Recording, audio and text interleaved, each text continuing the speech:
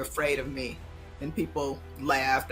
Statistically, 60% of people are afraid of dentists. And then I encourage people to have mental hygiene. Why is that? You've got a diverse population of patients, but you don't have any diversity on your staff. Yes, success is a side effect, is that your parents can't define it. People assume about you that isn't just true. That I'm athletic.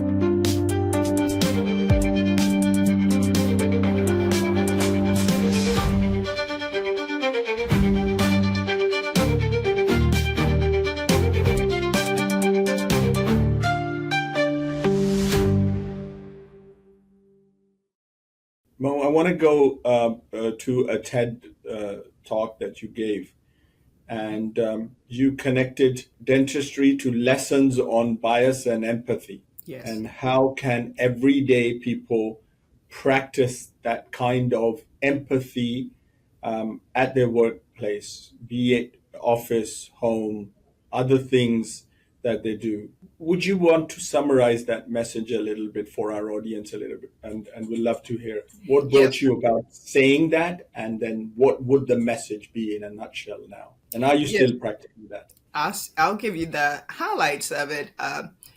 It wasn't something that just came to me out of nowhere. It was parallel journeys in my life, and I just tried to bind them together, to weave them together in a way that people could see the parallels. For example, I began the talk by, and it was a really great honor. That was a bucket list thing for me, but I began it by talking about, I come out and I say, "Are you afraid of me?"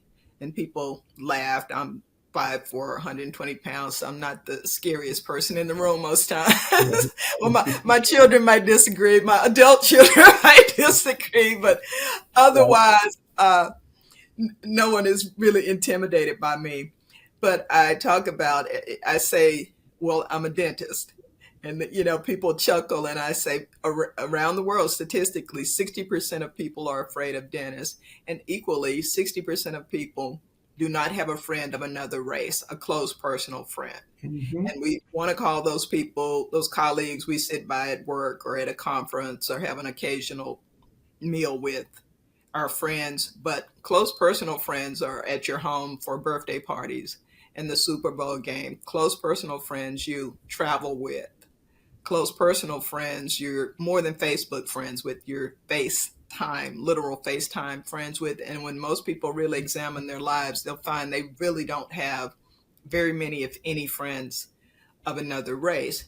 And because of that, I disagree that familiarity breeds contempt. It actually breeds understanding and enhances relationships. So in the remainder of the talk, I compare the things we do to improve our oral health with things we need to do to improve our culture and our mental health.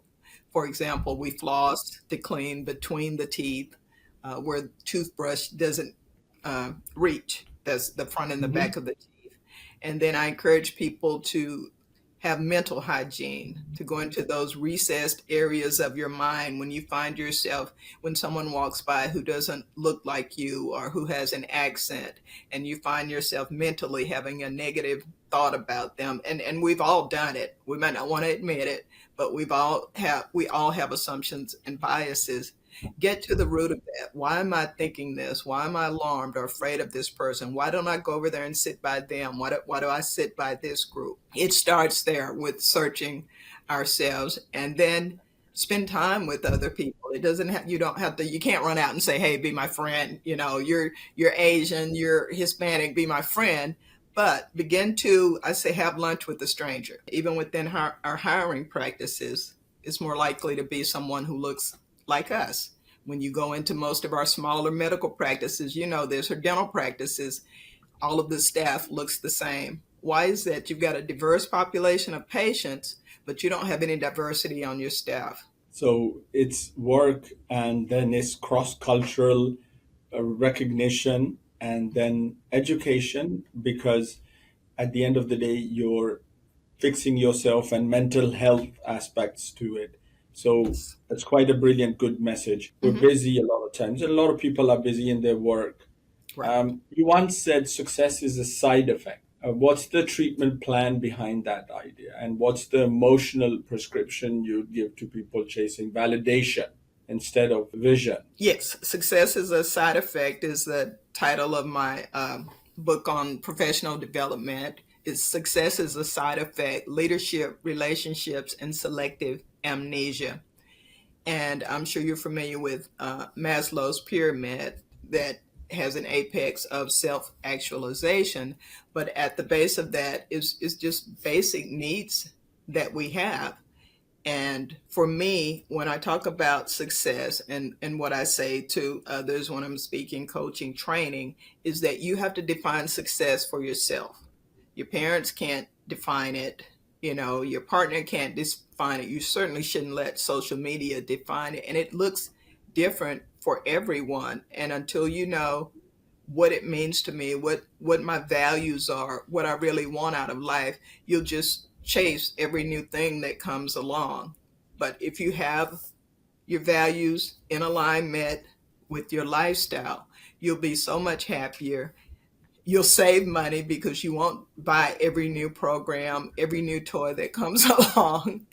And you'll find a sense of peace, of inner peace, no matter what chaos is going on, because you know what is important to you, what you value, and you won't be easily swayed from that. Totally get it. Thank you for explaining that, Mo. Mo, your books, very different, diverse. One about love and healing, another about writing empowerment. What connects them at their core? What made you write different topics and keep them diverse? Yeah, I've actually written 8 books. I have 8 published books, 3 bestsellers in different genres. And I have always enjoyed writing. I was born a writer. I became a dentist later, but I was born a writer. It's just a skill I naturally have. We all have natural abilities. Unlike Jordan, I am no good shooting shooting a basketball, but I can write the hell out of a blank sheet of paper. So initially, I wrote fiction, and it started with me writing for a major daily newspaper. I wrote a family humor column for the Star Telegram for 8 years, and that led to my first book, which was a collection of those columns. And people were always surprised. And I do technical writing. I've edited dental journals. I've written for dental journals, but I do that all day, Amir. I'm looking at X-rays, narrative treatment notes all day. So the fiction, never close your heart. This is as far from a root canal as you can get. So it was just an outlet for me. And honestly, it's a $1 billion industry. People look down on romance novels, but I always tell my fellow authors, I write books people read. In answer to your question, what they have in common, the intersection of my passions are, community, communication, health equity, and relationships. So everything I do, there's a lesson in all of this is to empower and educate people to become their better selves. But it's brought the best out of you, and I think it's made you a wiser, probably a wiser person. Not that you weren't wise before, but definitely, like you said, the purpose in life and the things you're going on about changing and bringing that little steps for a lot of people is a lot of inspiration for all of us and our viewers, of course. Let's, Mo, we're going to go about the next little segment, which is Know the Guest. And it's just a one liner, so a few rapid fire questions.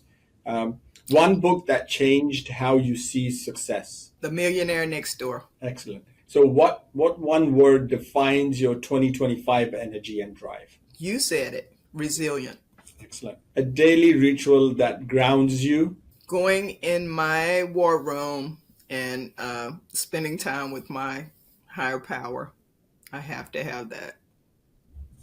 Your first thought after you were diagnosed with GIST, cancer. It was not a thought, Doc. It was a scream. What's something people assume about you that isn't just true? That I'm athletic. Not at all. Okay, good one. Mo, if you were not a doctor, dentist, what would have you been? Absolutely a full-time writer. Right. A few rapid fire questions, couple of minutes. Fiction or real life stories? Fiction. Fame without peace or peace without fame? Peace without fame. Healer or a storyteller? Storyteller. Logic or gut feelings? Good. Well, your final message to our audience. My final message is to be true to yourself. Be authentic. You are not Beyonce. Beyonce is a one of a kind. Mhm. Jay-Z, Bad Bunny, they are all one of a kind. And there is a Mhm. tendency now to want to emulate famous people down to looking the way they look, speaking the way they speak. But you were fearfully and wonderfully made. You are here for a purpose, and you'll never find your purpose if you're copying other people. Again, Exactly. invest in becoming the most authentic, true version of yourself, and you will find Brilliant. a peace That beyond was recognition. Thank you. be yourself and be authentic. Perfect. And don't no need to copy anyone or everyone. To everyone listening, it's a very thought-provoking discussion. Mo, thank you very much for being with us on the show. Thank you for reminding us that healing isn't just about fixing what's broken, but believing in what's becoming. Beautiful. Thank you. It's been a pleasure. I've enjoyed it.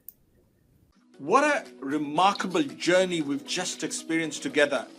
The path to health isn't always straight, but it's always worth the effort. I hope today's conversation inspired you to take the next step in your wellness journey, armed with new knowledge and a fresh perspective. If today's episode left you inspired, share it with people, someone who need to hear this. Give us a thumbs up and your opinion. Keep exploring, keep evolving, and we'll see you in the next episode of Khan Clinics.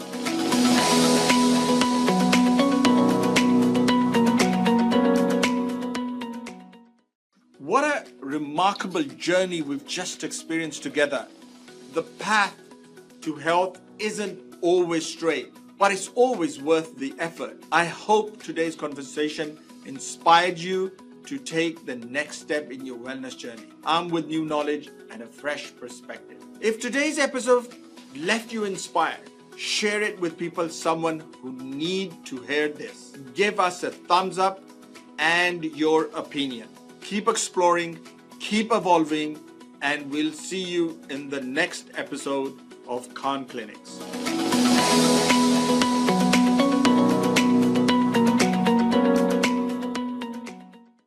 What a remarkable journey we've just experienced together.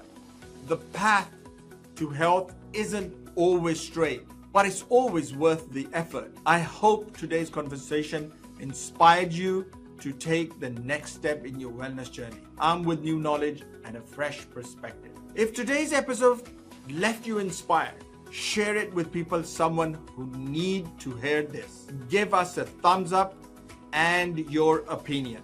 Keep exploring, keep evolving, and we'll see you in the next episode of Khan Clinics.